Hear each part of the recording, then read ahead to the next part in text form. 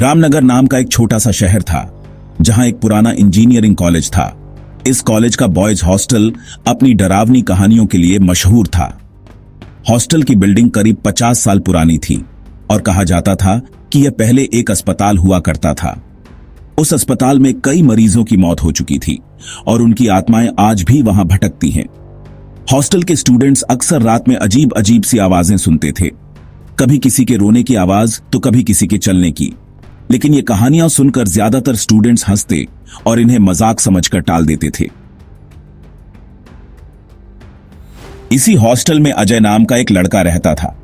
Ajay first year का student था और उसे डरावनी कहानियों पर बिल्कुल यकीन नहीं था। वह हमेशा अपने दोस्तों को चिढ़ाता था, अरे यार भूत वूत कुछ नहीं होता, ये सब तुम्हारा दिमाग का वहम है। अजय का रूम नंबर 404 था, जो हॉस्टल की सबसे आखिरी मंजिल पर था। यह मंजिल ज्यादातर खाली रहती थी क्योंकि वहां पानी की टंकी थी और कुछ पुराने सामान के साथ साथ टूटे फूटे कमरे थे। अजय को यह रूम इसलिए मिला क्योंकि वह लेट एडमिशन की वजह से हॉस्टल में आखिरी में आया था।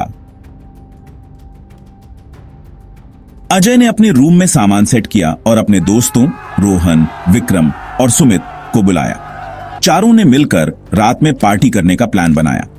रोहन ने कहा, यार सुना है इस मंजिल पर रात में अजीब अजीब सी चीजें होती हैं। लोग कहते हैं कि यहां एक नर्स की आत्मा भटकती है जो पहले इस अस्पताल में काम करती थी। विक्रम ने हंसते हुए कहा, हां, और वो नर्स रात में यहां के कमरों में घूमती है। अगर किसी को जागते हुए देख लिया तो उसकी आत्मा को अपने साथ ले जाती है। सुमित डरते हुए बोला, अरे ऐसे मत बोलो यार, मुझे तो सच में डर लग रहा है। लेकिन अजय ने मजाक उड़ाते हुए कहा, अरे डरने की क्या बात है, मैं आज रात दरवाजा खुला रखूंगा, देखते हैं वो नर्स आती है या नहीं। रात के करीब 11 बजे थे। चारों दोस्त अजय के रूम में बैठे थे। उन्होंने पिज्जा मंगवाया, म्यूजिक बजाया और खूब मस्ती की। लेकिन जैसे ही रात के 12 बजे हॉस्टल की बिजली अचानक चली गई। चारों ने अपने फोन की टॉर्च ऑन की। सुमित ने डरते हुए कहा, यार मुझे कुछ अच्छा नहीं लग रहा, चलो नीचे चलते हैं। लेकिन अजय ने उसे चिढ़ाया, क्या यार डरपोक हो तुम लोग, रुको मैं बाहर जाकर देखता हूं। अजय टॉर्च लेकर बाहर निकला। गलियारा पूरी तरह अंधेरा था। दूर कहीं पानी की टंकी से टप टप की आवाज आ रही थी। अजय ने गलियारे के आखिरी छोर पर एक पुराना कमरा देखा जिसका दरवाजा थोड़ा खुला था। उसने सोचा, शायद कोई और स्टूडेंट यहां है। उसने दरवाजे को धक्का देकर खोला। कमरे में पुराने बेड, टूटी हुई अलमारियां और धूल से भरे सामान थे। लेकिन कमरे के एक कोने में उसे एक अजीब सी चीज दिखी, एक पुराना दर्पण जो दीवार पर टंगा था। दर्पण में अजय को अपनी परछाई तो दिखी, लेकिन उसके पीछे एक और आकृति थी। वह एक औरत थी जिसने सफेद कपड़े पहने थे और उसका चेहरा ढका हुआ था।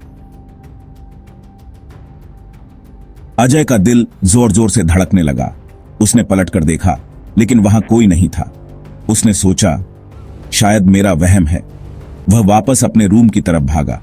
रूम में पहुंचते ही उसने अपने दोस्तों को सारी बात बताई। रोहन ने कहा, यार मैंने तो पहले ही बोला था, यह जगह ठीक नहीं है।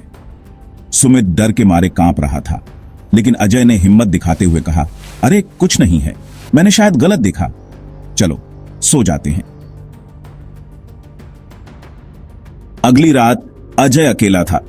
उसके दोस्त नीचे वाली मंजिल पर अपने रूम में चले गए थे। अजय अपने रूम में पढ़ाई कर रहा था।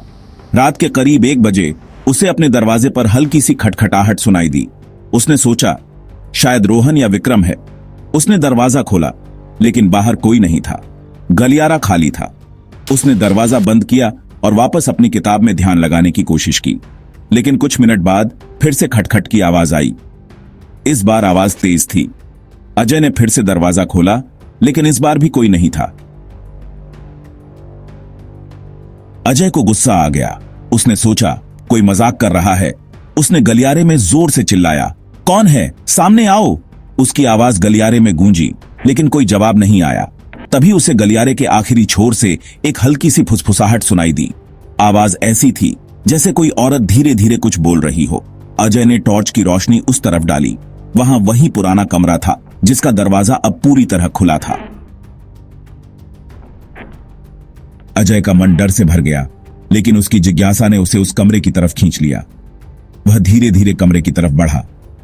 जैसे ही वह कमरे के अंदर पहुंचा, दरवाजा अपने आप जोर से बंद हो गया। अजय ने डरते हुए दरवाजा खोलने की कोशिश की, लेकिन वह बंद था।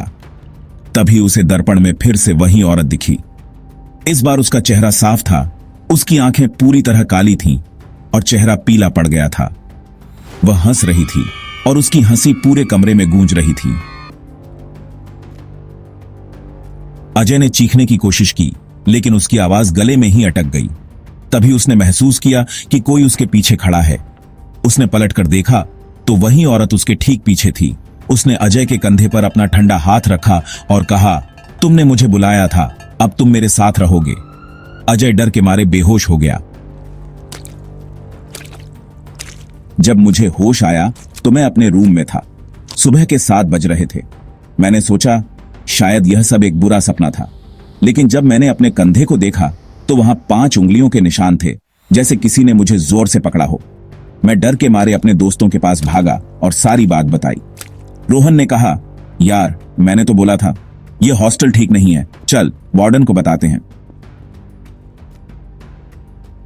हम चारों दोस्त वार्डन के पास गए। वार्डन एक बुजुर्ग आदमी थे जिन्हें हॉस्टल की सारी कहानियां पता थीं। मैंने सारी बात बताई।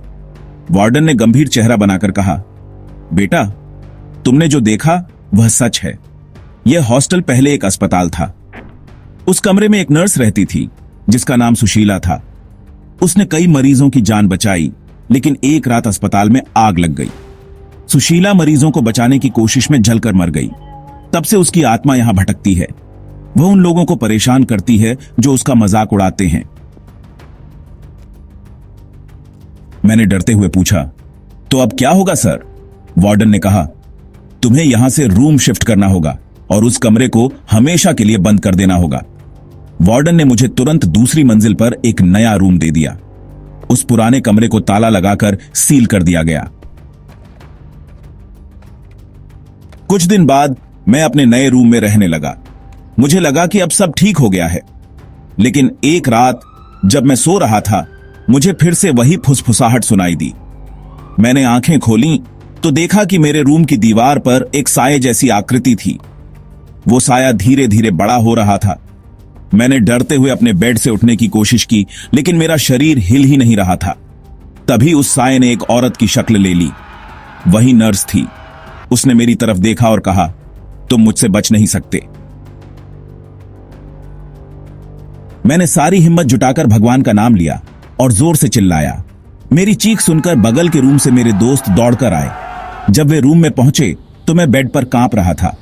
साया गायब हो चुका था, लेकिन रूम में एक ठंडी हवा अभी भी महसूस हो रही थी। इस घटना के बाद मैंने हॉस्टल छोड़ने का फैसला कर लिया। मैंने अपने माता पिता को सारी बात बताई और वे मुझे तुरंत हॉस्टल से ले गए। मैंने कॉलेज भी छोड़ दिया और अपने गांव वापस चला गया, लेकिन उस रात की यादें आज भी मुझे परेशान करती हैं। मैंने अपने दोस्तों को यह कहानी सुनाई और धीरे धीरे यह कहानी पूरे रामनगर में फैल गई। आज भी उस हॉस्टल में स्टूडेंट्स रात में अजीब अजीब सी आवाजें सुनते हैं। कुछ लोग कहते हैं कि रूम नंबर 404 में आज भी सुशीला की आत्मा भटकती है। जो भी उसका मजाक उड़ाता है वह उसकी जिंदगी को डरावना बना देती है। हॉस्टल के वार्डन ने उस मंजिल को पूरी तरह बंद कर दिया है, लेकिन फिर भी कुछ जिज्ञासु स्टूडेंट्स रात में वहां जाने की कोशिश करते हैं, और जो जाते हैं वे कभी वापस सामान्य नहीं रहते। क्या आपको लगता है कि भूत प्रेत होते हैं, या यह सब सिर्फ दिमाग का वहम है? अपनी राय कमेंट में बताइए, और अगर आपके पास भी कोई डरावनी कहानी है तो हमें जरूर बताएं।